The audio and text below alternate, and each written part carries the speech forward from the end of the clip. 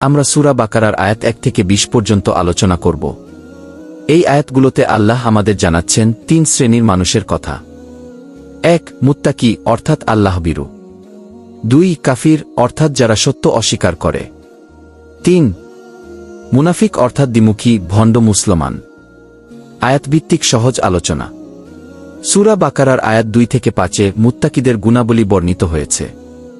আল্লাহ বলছেন, এই কিতাবে কোনো সন্দেহ নেই, এটি হেদায়েত তাদের জন্য যারা তাকওয়া অবলম্বন করে। মুত্তাকি কারা?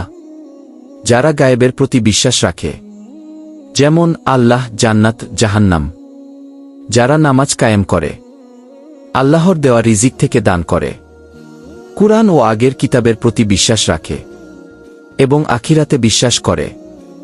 এই আয়াতগুলোর মূল শিক্ষা হল, কুরআন শুধু তাদের জন্য উপকারী যারা সত্যি সত্যি আল্লাহকে ভয় করে এবং আমল করে।